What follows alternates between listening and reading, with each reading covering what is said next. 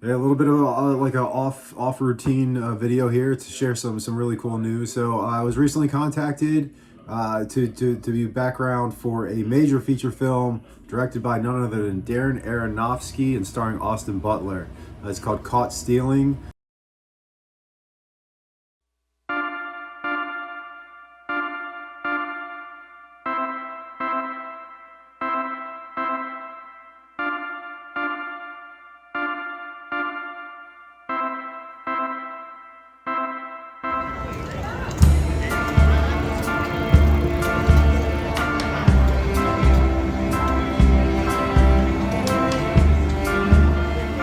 Thank you for watching this. My name is Jeff Lukeski. I am a Maryland-based actor and filmmaker, and it feels good to be doing this kind of stuff again, at least making YouTube videos. And today I'm going to go over my complete experience of being a background actor on Caught Stealing, the new film from Darren Aronofsky, and what it was like. Yeah, that was from a year ago, my initial reaction to being cast as a background actor. So I didn't release that because I was just paranoid about an NDA and what it meant. I'm sure it probably wouldn't have made any difference, but that was my first time on experiencing that level, and I just didn't want to poke the bear, so to speak, and get in trouble of any kind.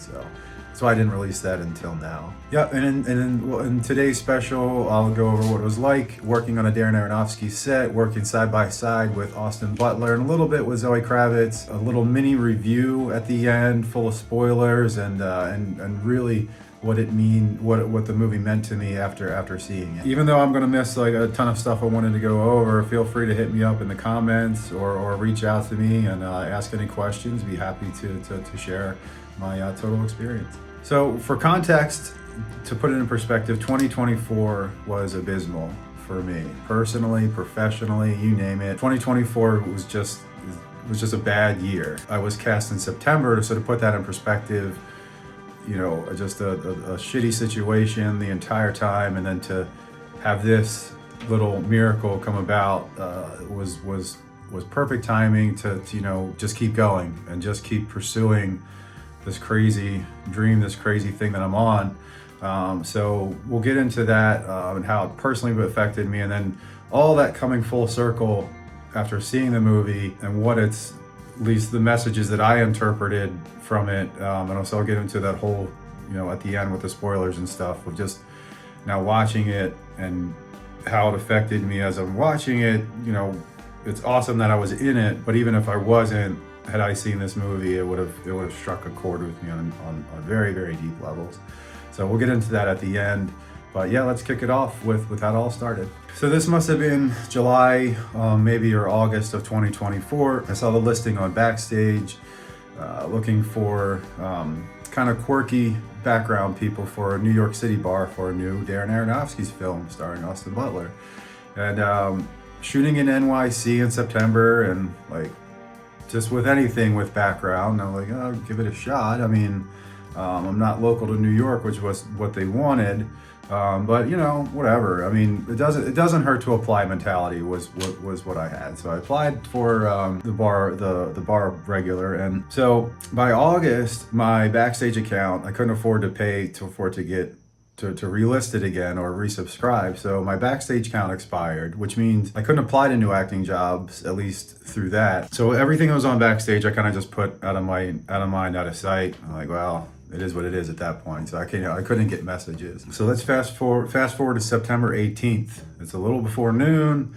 I'm at work at the Pennsylvania Ren Fair. We're just, you know, doing our thing. Feel my phone go off, text message, unknown number. I'm like, okay, which bill is this? What debt collecting is this? What is this? So I look at my phone. I said, hey, this is Todd from Roman Candle Casting. Blah, blah, blah, blah, blah, blah. Whoa. So I'm like, wait, what? Todd from Roman Candle?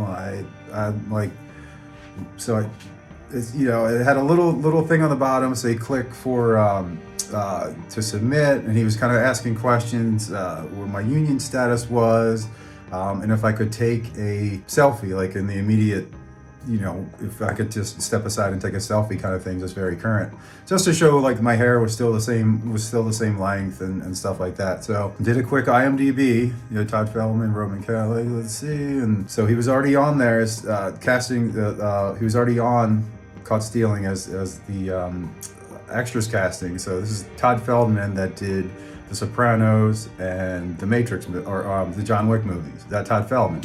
It's now on my contact list, thank you. Texted me, he said, which first off means that this was through the Backstage application. He saw that I couldn't receive messages anymore because my account was closed, so he texted me and did it. So I was like, what? Something's not right here. This doesn't happen. So everything goes through. He sends me the confirmation papers. It's like, holy shit, this, okay, all right. Background or not, like I was in the mix with all the New York City guys. And it was said it was filming in a bar, which means I knew this had to have been like an intimate location. And in Darren Aronofsky's movies, there's never really a background person. He kind of like John Waters, I know he mixes in people that he knows or is familiar with or something, and I'll prove that to you later in a later story. So being cast as a background in Darren Aronofsky, I felt like there was a chance that I was going to get some kind of screen time because it wasn't in like a park or a stadium. You know, I was the guy in the back. Like this was in a bar, so there's a chance that if it's around one of the main actors, even if I'm blurry in the background, like I'm on there and I'm on his fucking set, even if my scene got cut. So all this is all going in my head already. And I'm just freaking out. So all of this is like spinning around, and I'm saying like, so I submitted the selfie. I sent it in. All was good. He got back to me immediately with directions for the fitting and everything. It was all wired and ready to go. So I'm like, oh, this is legit. All right, this is professional. I can tell. So once that all went through, he said, "Sweet, we got this, that. You'll hear from us soon. Just make sure you get this confirmation thing in with your sizes and all that good stuff." That's no problem. Did that immediately. And then I'm just full keeping it hot. Like, I don't know if I thought this is really cool. So I was telling my mom and some close friends, and it's just, I'm gonna wait a day to figure out this is like a scam. It wasn't that kind of thing. But either way, I was so pumped. September 22nd, which that video is from, that's kind of where I was at headspace wise. I'm just like kind of freaking out over it. September 24th was the costume fitting. So I told the guys at work, I told my boss Tony, I said, this is what I got going on, man. This is a New York City shoot. He said, dude, go for it. And he let me have off, no problem. I fucking love him for that. He just let me go. He knew this is what I was passionate about. And it was great. I had no problem getting off work for that. So September 24th was the official costume fitting. And I never ever told anyone that I was from Southern Pennsylvania at the time, making the drive to New York. They still assumed I was a New York local, so there wasn't any mention of travel reimbursement or whatever. They just thought I would basically either walk there or take a car there. So I'm hauling ass up to New York to make sure I'm there in time for a costume fitting. This is on Eagle Street in Brooklyn. I get there pretty early, just obviously just to make sure that I have no idea what was going on in New York. Like I've never driven there before into the city. Which, by the way, personally, and this blends into kind of the final review of the movie and how it affected me. So if you said 5 years, 10 years ago for sure, I don't do bridges, I don't do tunnels, I don't do the interstates. There's no back roads to New York City. The fact that I was able to do that in all three, because to get there, you had to go through the Holland Tunnel, and then there was bridges, and then sure as hell all interstates to get into New York City. So it was a feat of accomplishment for me to go there on my own and to get there. So that was win number one for me. And then on top of that, you get an official costume fitting. I said, this is the professional atmosphere. It was, and you could tell. I get the fitting, and I go, my number's called, I'm already wearing existing what I interpreted as 1998, which is my favorite year ever. So that's when the story takes place too. It's just as like icing on the cake, and it's just the way it turned out. But this was, I dressed in kind of what I interpreted a bar regular in Alphabet City in New York City in 1998 would look like. At least don't shave, don't keep my hair long. So that's what I took to wear. And I met with, I think it's Chris Metzger. I'm pretty sure that was him that I met. He was the assistant costume designer for the movie. I was like, here's what I got. He kind of looked at me, he's like, he said, huzzah. And so almost stuck with what I had to take to it. He altered it. The final look was, you'll see it. But it was pretty close, but I was more along the lines of what they were going for, the biker look. So I think they were thinking bandana, a little leather jacket kind of look, a little bit tougher than I had, along the same vein color-wise, but yeah, that's what they were going for, so that's what I had in mind on the way down. Costume was locked and loaded, name on it and everything. Having done all that, I get out of there, come out on Eagle Street, right on the East River, and I'm staring out there, and I'm like, you know what? This is a big deal. Fuck it, I'm posing. So I was like, I'm gonna pose or whatever. So I had my little self photo shoot. I drove there on my own. Never thought that would ever happen. Cast in a major feature film from top 10 directors working kind of thing in New York City. It was crazy, man. It was cool. So I said, fuck it, I'm posing.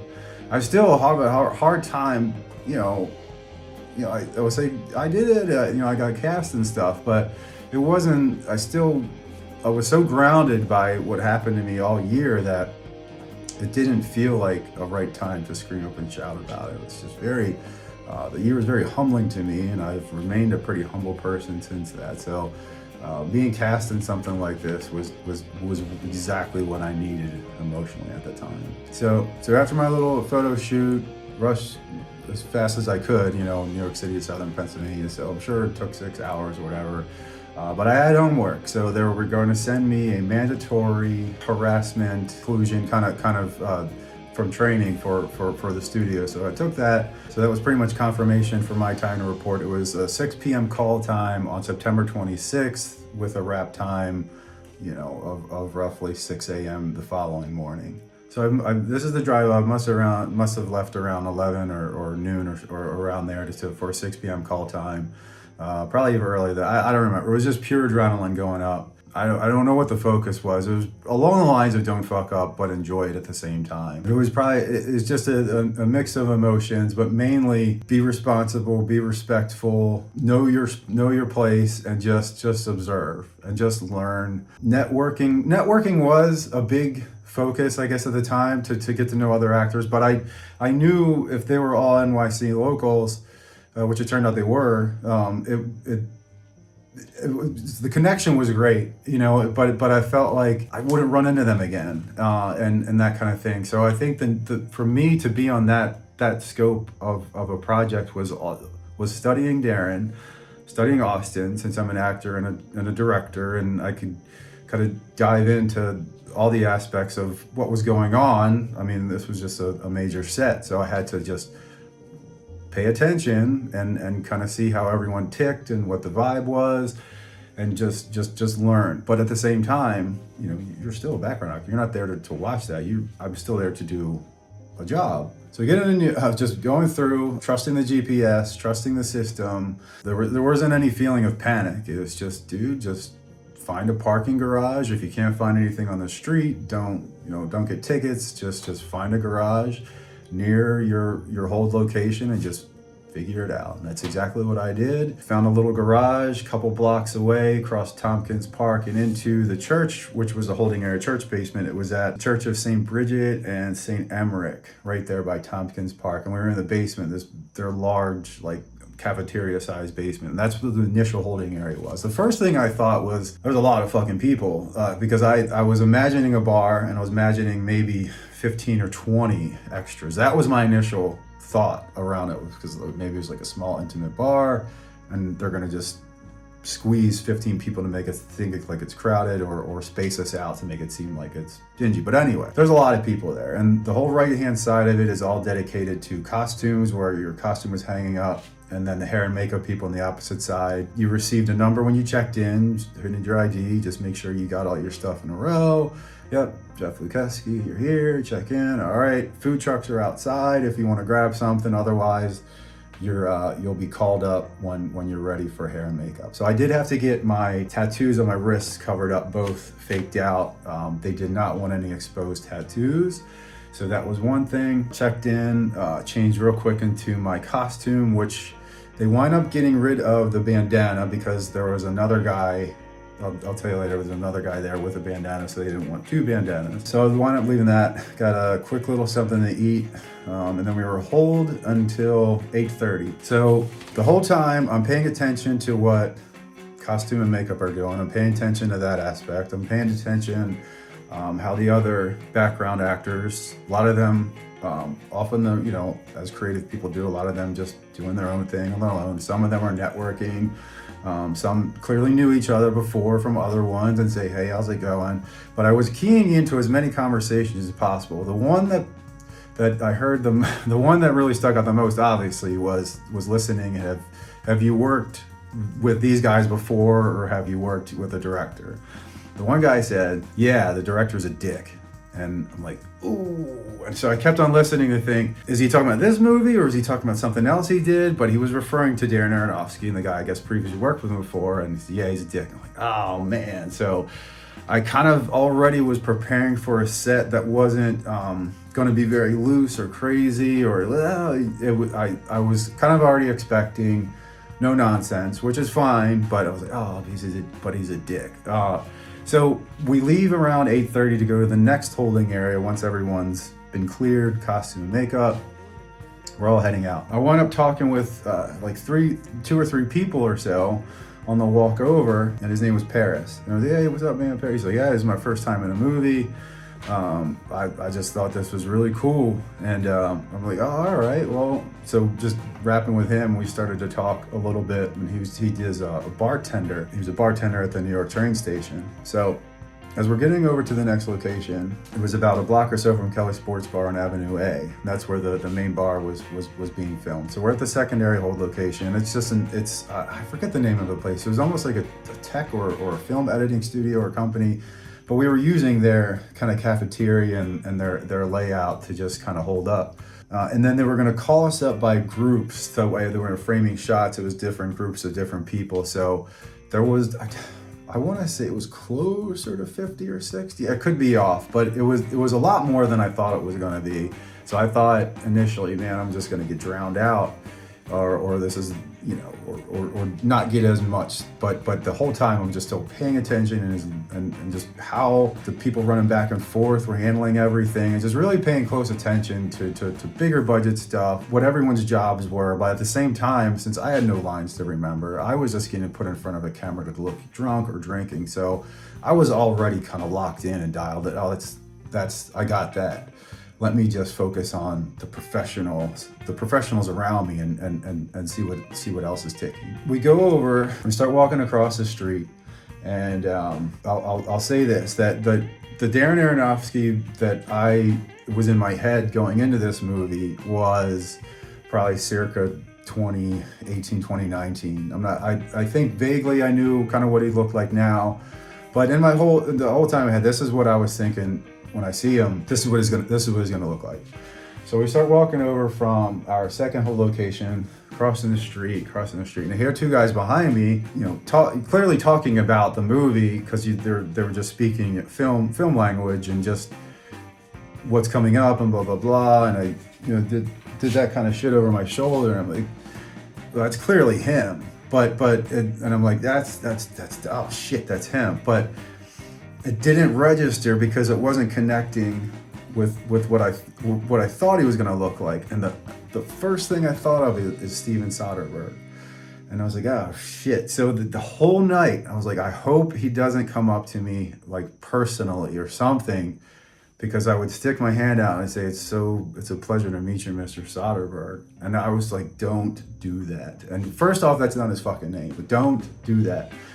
But every time he got near me, I'm like, don't look over to me because I'm going to say Mr. Soderbergh, and that's what's bugging me. So he's off with his AD, his AD, and he was just, that's what they were talking about.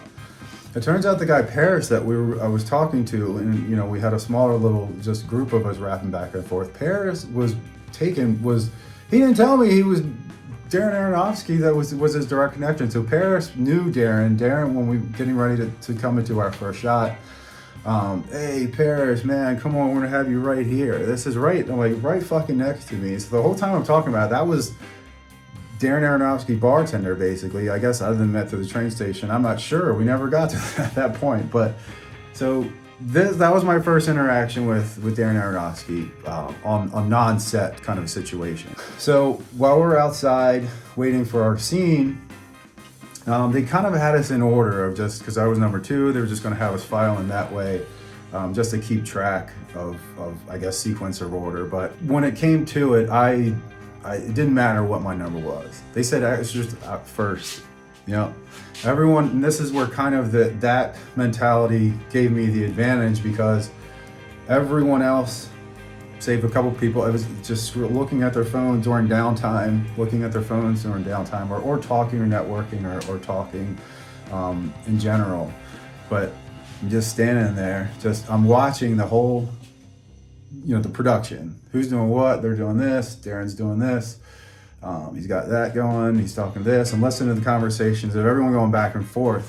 But every time I heard we need extras, and I could watch it happen because I could see personally walking extras right in front. So even though they wanted at first this kind of sequence of this, at least on my night, as you kept going, they would just figure this stuff out. And it wasn't necessarily needed that I needed you 1 through 8. The set wound up being so intense that you could tell people if something was said, you have to have it now. Second interaction with Darren Aronofsky was my first time in there ready to roll. The scene is that Austin Butler would come in through the front door, but the camera would be on him and then would track him backwards.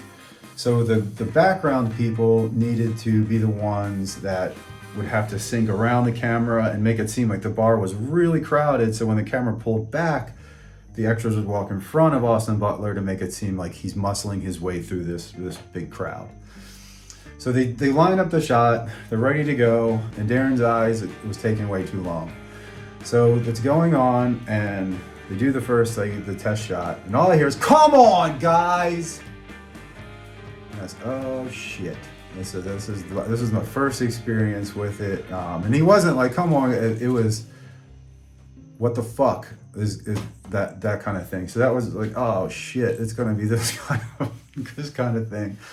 So they wind up lining it up, and now I'm supposed to move on this. After I was just saying, dude, you're just gonna background whatever. Now I have to hit a mark because I have to line up when the camera's pulling back so I can be the one of the guys bumping into Austin Butler on his walk in. So imagine after, "Come on guys, what the fuck," I'm now responsible for jumping in to be an integral part of this fucking scene with Austin Butler, who's now just right in front of me. So it worked out fine. I did not get yelled at. And in the final movie, I'll have to freeze it if I was early or not, but it looks like it cut out just before I bump into him. But I had to do it 3 times to bump him into the shoulder when he was coming in into the bar. But that was that scene. The next scene was an opposite side. I don't think it made the final cut, but there was a scene where we all had to do some kind of motion to create another energy. I think mine was I switched hands or I moved or something, but there was a girl in a booth and she couldn't get her jacket undone. Her motion was to, she sits down and she's taking her jacket off, and that was her kind of kinetic thing. So it's rolling, and if 2 times in a, so it happened once, and I think he's like, "Stop." Happened again, and she's doing it, and on the third one, he called her out personally, and it turned into, "Hi, excuse me, what are you trying to do?" And she said, "Oh, my jacket's stuck, I can't get it." And he just looked at her, he said, "Fix it, please." And I was, oh shit. So, that's what it was. He was just, "Fix it, please." Again, it was, the game plan was sticking true, just on the way in, just don't fuck up. So the entire time I'm just paying attention to him, the way he's styling this stuff, and it's just like, just do what makes sense, and you're not gonna, upset the production. So our first wave was done. We go outside and people are taking a break and stuff, and then some guy, it was intense, huh? It wasn't not talking to me, he was just talking, I think another person, like another crew member. So now I know what it feels like. So I'm sorry if I do that to people on sets I'm on, but it's not my intention. It's probably not his intention either, but it's just a matter of leveling expectations. So now I understand of just how it could be a little uncomfortable to not constantly feel like you're gonna fuck up on your shot. The next wave, we go back now to the holding area. Our wave is cleared for lunch, and on the way back from lunch, they called for, I need a 6'2" actor for a stand-in. And I raised my hand and said, I'll do it. So they sent me over. I was a stand-in for Sean O'Hagan. That scene ultimately didn't get shot. So that didn't come true, even though I got the bump in pay.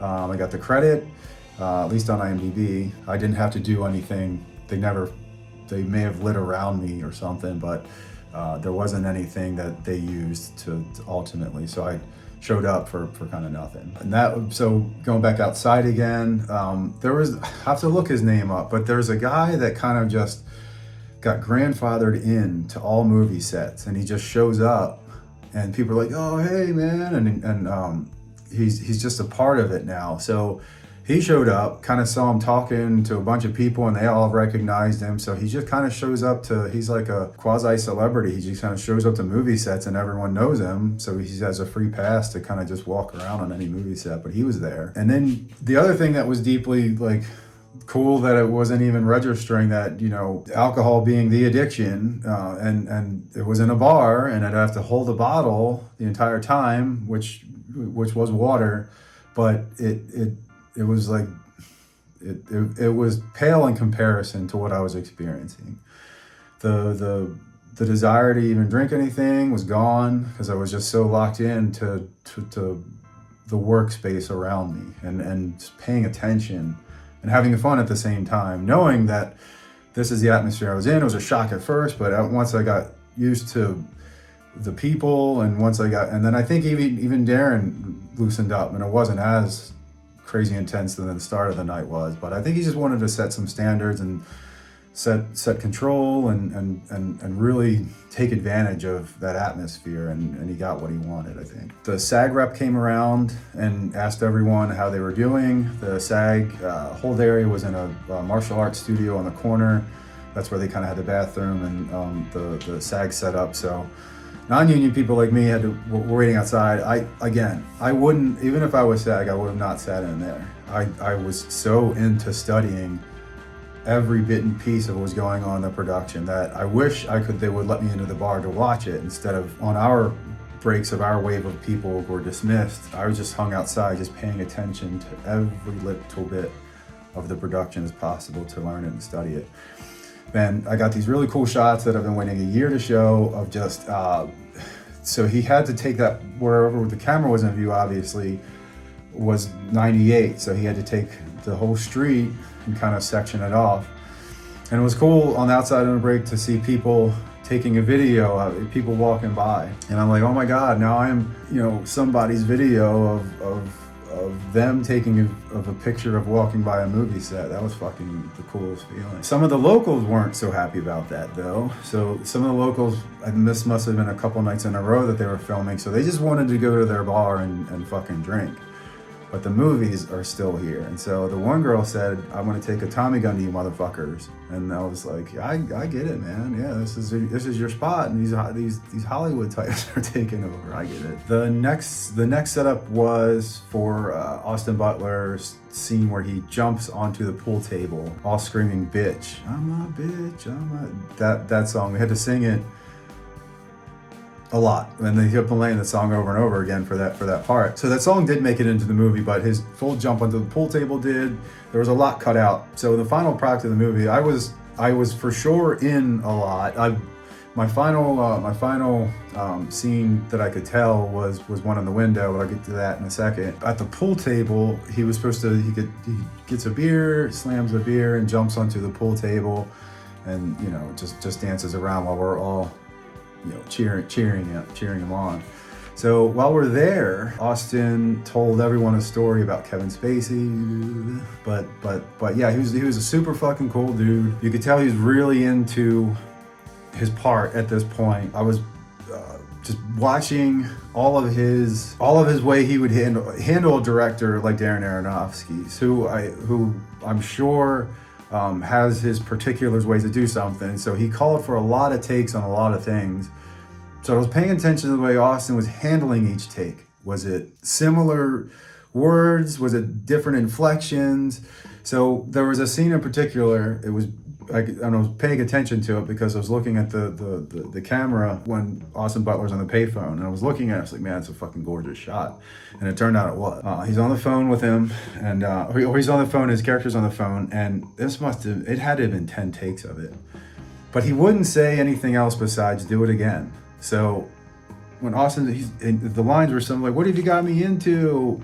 and slam the phone, and it would just be again, and then one time it was like, "Do it more," and then again. And so I was just paying attention to what that meant to a guy who's been nominated for directing, and then another guy who's been nominated for acting. So what does this relationship look like, and how is Austin reacting to 10 takes of an 8-second voicemail message? So that was really fucking cool to see the final product, and just to know what I witnessed to get to that point.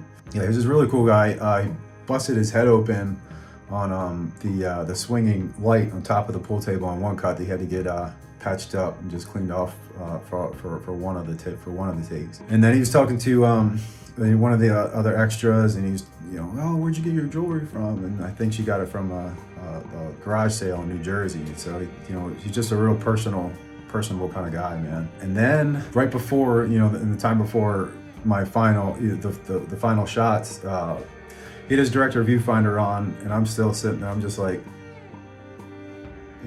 pay attention to everything he's doing, who he's talking to, where he's moving. And then before I know it, he's like staring at me, like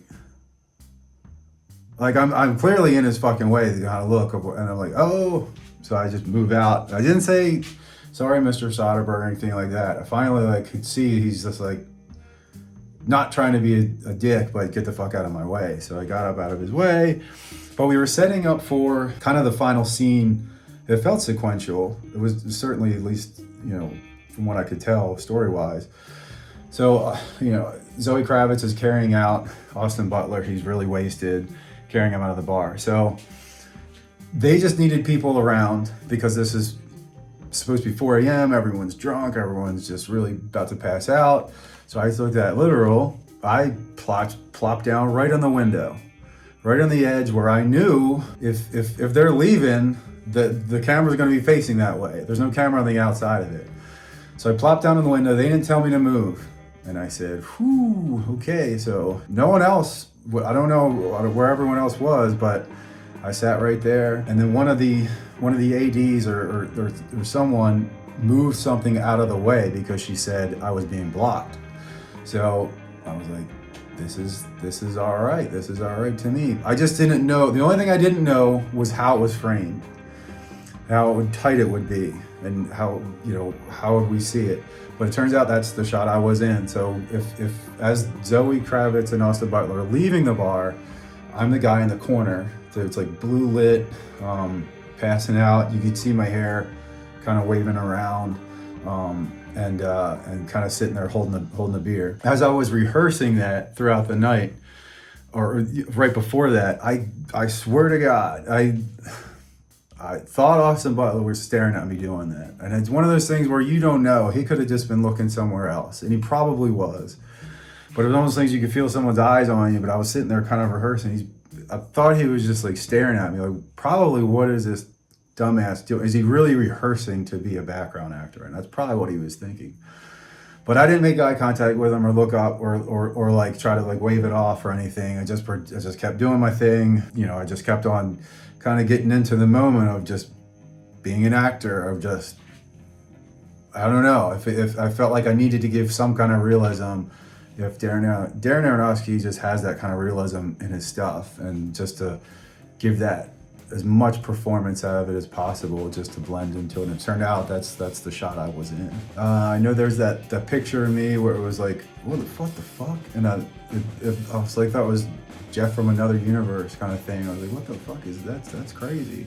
So I took a picture of that. But we started to wind down around 5 a.m. or so, I think it was. And then we got sent back to the first hold, the church, where we turned in our stuff, got kind of everything worked out to make sure the address was everything. We got paid, and that was flawless. So that was Protozoa. I think that was Sony Pictures. So it was an amazing set, an amazing time. I kind of floated back to the car. I had a little reaction video there, and yeah, man, it was a fast 5.5 or 6 hours drive home. I know I gave my mom a call, and then I talked to Chet. I think I blew his ear off. It was just not me shutting 2 hours of just blah, blah, blah, blah.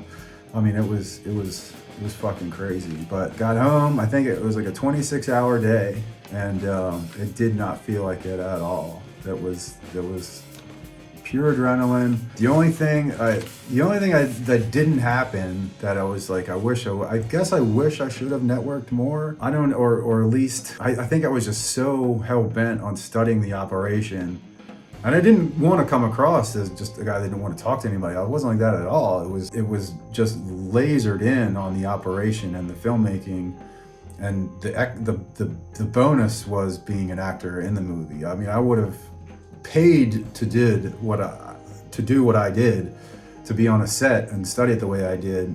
Instead, I got paid to do it, and I'm on film for it. So that was my mentality. But if I could, I'm just not a good introduction speaker, so I have a hard time networking with people in person. So yes, that was my mentality to study that. And now on to kind of my reaction of the film itself, of seeing it. My mom and sister Sue's, we went on August 28th. There was a quiet kind of premiere.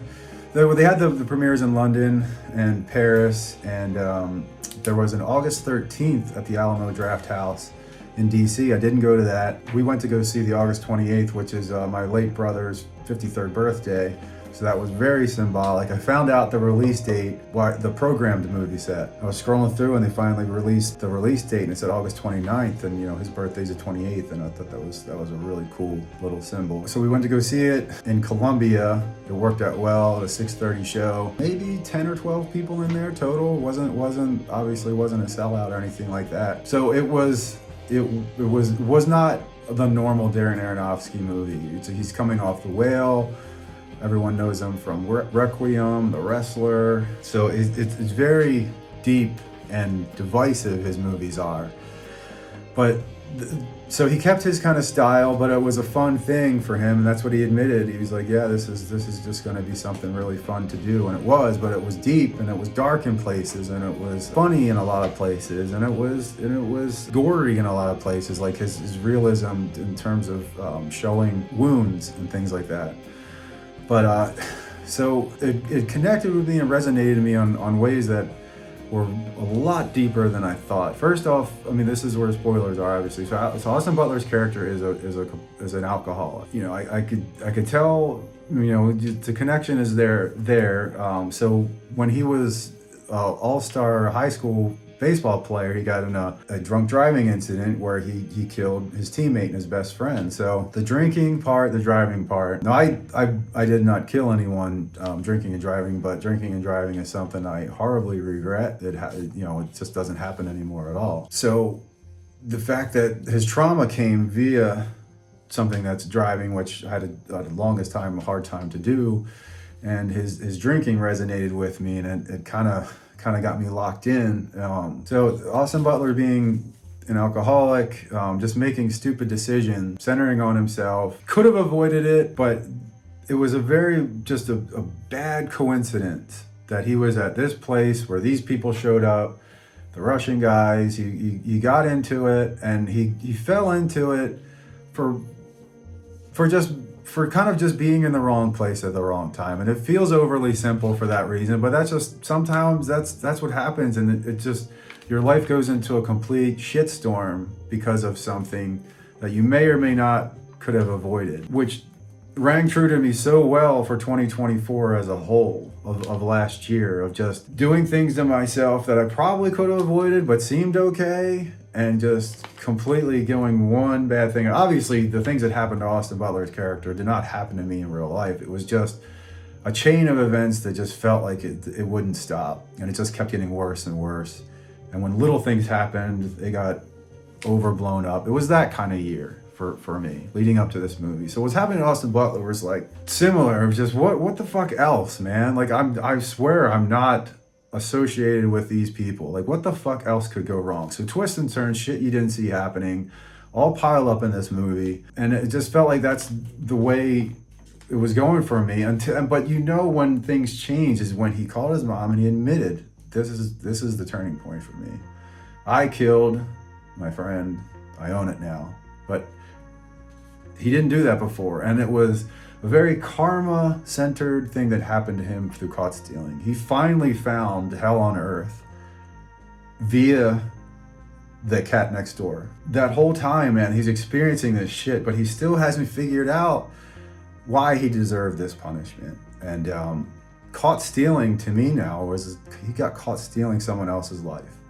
And this was, the whole movie is based on his punishment and his version of hell on earth. Like nothing else could have gone wrong for this guy. But did he run away from something that he shouldn't have done when he was 17 years old? Hank got what he deserved in the end, but he powered through it and he figured out a way, and it was just to own up to it. And things started to change for him after that. I don't know the rest of the trilogy. I don't know what happens to his character in the other two other books. And I hope Darren Aronofsky doesn't do 2 more of those. I think that was a good one-off and a good way to just reflect on personal accountability. And that's what caught stealing meant to me eventually.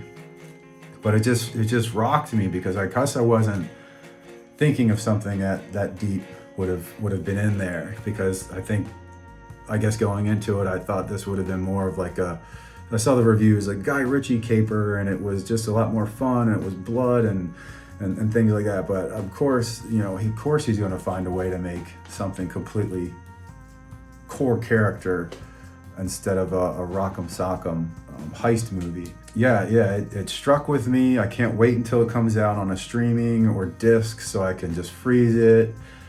On certain points I see if I'm in there somewhere, but yeah, it is a blink and a miss and kind of thing. But if you know where to look, you can tell it's me for sure. It's when Zoe and Austin Butler leave for the bar. I'm lit up in the door frame and in the window frames, just sitting there. Yeah, Zoe Kravitz is very small. She is very small, and she did not look happy coming in to the set that night. So it was a 2 a.m. a call time for her. She came in like really pissed off. She smiled when she saw Austin Butler, but she's really small. That'll do it for this special. I know I missed a ton. I'll probably, maybe as I'm editing it, I'll add some more audio in there for stuff that I missed. But yeah, it's caught stealing. It did close to 10 million in its first week. It finished number 3 at the box office, about 3,700 theaters. So check it out, man. Caught stealing. It let me know what it means to you, man. So it was that kind of emotional ride for me. But it could just be a gnarly little crime caper movie for other people. But message me if you want to talk more about it, or if you just want to connect as an actor or another filmmaker. I'm always available and looking to network. So thanks for watching, and see you at the movies. Yeah, a little bit of like a off routine video here to share some really cool news. So I was recently contacted to be background for a major feature film directed by none other than Darren Aronofsky and starring Austin Butler. It's called Caught Stealing. It's happening really quick, so I'm going to take a fitting in Brooklyn on Tuesday. and we're shooting on Thursday night overnight in a bar in the East Village. It feels a little surreal to me just because this is one of those, it's a major motion picture, and it is just background. It's just background. My scene may get cut, my elbow may be in it. It doesn't matter. I was up against everyone in New York City that was applying for it. I told them I was a local, but whatever. 3.5 hours away, willing to make the drive to be a part of this. So Darren Aronofsky is one of my favorite directors. I've followed him since college when he directed Pi and Requiem for a Dream. If you want to know his current stuff, he recently came off of a Oscar win for Best Supporting Actor as he was directing Brendan Fraser in The Whale. He also did Black Swan, The Wrestler, Mother, Noah, The Fountain, and it's going to be starring Austin Butler, who's top 10 actors right now. So I'm not sure if he's going to be in my scene, but I'm so fucking pumped, man. It's set in the late 90s. Austin Butler is playing a former baseball star, and he gets caught up in some of the criminal underworld of New York City. And Liev Schreiber's in it. Zoe Kravitz, Bad Bunny's in there, and it's a pretty stacked fucking cast for Caught Stealing. And with Aronofsky coming off of a recent Oscar win, and Austin Butler, like I said, top 10, top 5 actors going around right now, this is going to get a major release. So fingers crossed for a close-up. But yeah, costume fitting in Brooklyn on Tuesday, and then in the East Village on Thursday, overnight at a bar to film this scene. So really fucking happy to be part of this. Is the obviously the biggest production I've ever been a part of. I was in Lioness for background on the campus. That was for a 3-day shoot, but this is going to be in one location for a full overnight and in a bar. And like I said, I don't know how big the bar scene is going to be. The casting called for like 90s people, so I fit the look. Tattoos, they wanted some of the 90s, that's just kind of cartoon characters almost of New York City at that time. So more to come, and I'm sure to be taking pictures of whatever I can on Tuesday for the costume fitting and share whatever I can. And then this Thursday overnight, my chance to kind of rub elbows and network with some of the other background guys and kind of see like a major motion picture set and really get a part of it. So yeah, that's a really cool news wanted to share, and stay tuned for the next couple of days for our normal show, Jinx Films Weekly. But we'll see you next time. Baggy up there. All right, we've got a little bit of out of sequence video, but this is really cool news. I'm on my way up to Brooklyn for a fitting, first major feature film. Can't really say anything more than that. So fucking happy, man. It is, I'll have the normal Jinx Films Weekly coming up in the next couple days, but I am on my way to Brooklyn, NYC, and then up Thursday night for an overnight shoot for a major feature film, big time director, big time star. It is just background, but hey man, it's experience. So more to come, and I'll see you this week for the official show. So, dude, here I am, Big Apple, city that never sleeps, whatever. Just got off of a movie set, and can't tell you which one it is yet. It was fucking incredible. I'm pretty sure I'm gonna be on screen. 99.9% sure, but it's killing me. I can't say what it is, but I've wrapped, heading home.